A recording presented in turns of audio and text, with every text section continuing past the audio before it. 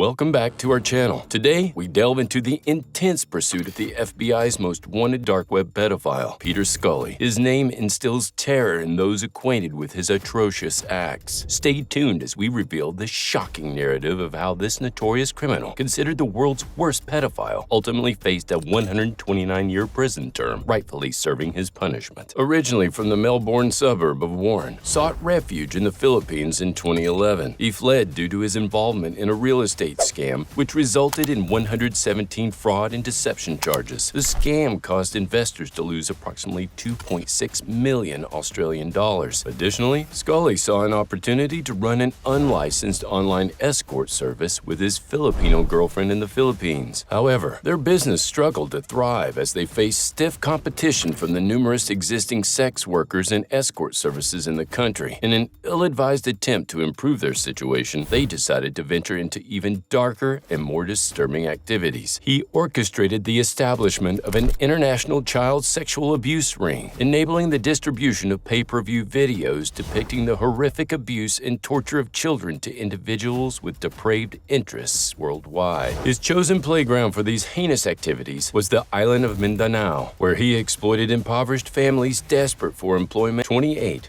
subjecting their children to unspeakable acts for his own profit. Scully showed no remorse for the immense harm inflicted upon innocent children. In fact, he derived pleasure from their suffering and actively participated in their abuse. Margallo, 28, who Scully employed as a prostitute, quickly joined him in his crimes and lived a life of luxury, spending the money he earned from selling obscene child pornography on designer clothing and pricey vacations. Scully and Alvarez were said to have started their relationship when she was only 14 years old and working as a prostitute. Unfortunately, their involvement in despicable acts didn't end there. One particularly horrific incident involved them enticing two young girls to Scully's house by offering them food. When they arrived, he provided them with booze the moment the girls tried to flee and made them engage in sexual acts as he recorded. Scully supplied food and shelter to the young girls he raped and tormented, forcing them to wear dog collars and chains as he threatened to bury them alive if they didn't dig graves in the basement of the house. It wasn't until Alvarez witnessed the two girls wearing pet collars that her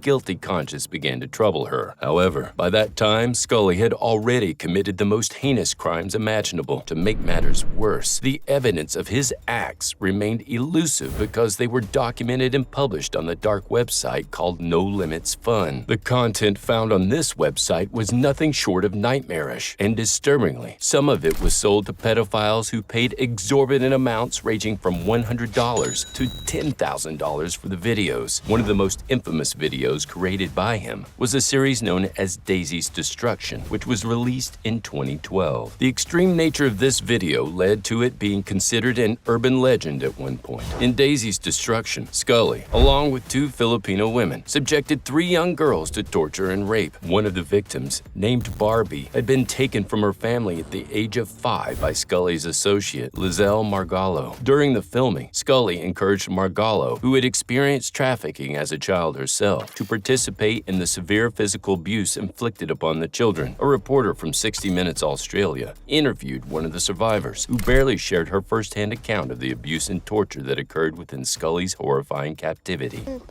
The following day after breakfast, we were asked to dig a grave. Why did you have to do that? What were you told would happen to you?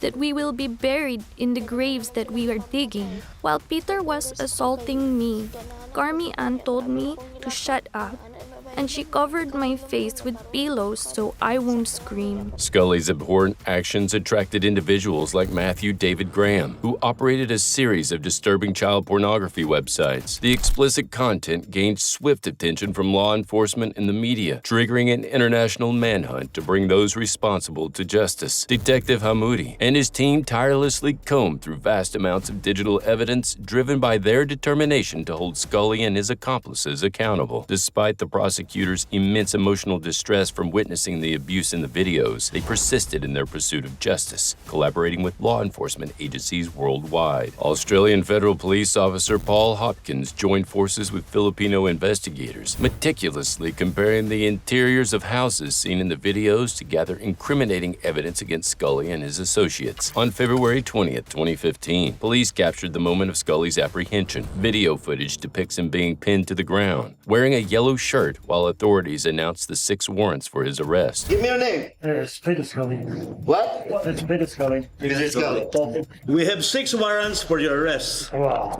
However, it became clear that more than just those 6 warrants were necessary to fully grasp the extent of Scully's crimes and the number of victims involved in his sex ring. The evidence collected against Scully was overwhelmingly damning. Prosecutor Ruby Malinog was deeply affected by the disturbing videos showcasing Scully's unimaginable crimes, causing her to shed tears and reflect on the emotional toll they took on her. Despite Scully claiming remorse, he adamantly pleaded not guilty, subjecting at least 10 victims to the harrowing experience of reliving their traumas in court. Shockingly, Scully continued his illicit activities in the dark web during the trial, maintaining contact with his accomplice, Liesl Margallo, until her subsequent arrest. The case against Scully initially appeared strong, but a significant setback occurred when a fire destroyed crucial evidence, including computer logs and videos, in October 2015. Speculation arose that Scully may have engaged in bribery, given the prevalent corruption in the Philippines at the time. Nevertheless, the presented evidence was substantial enough to potentially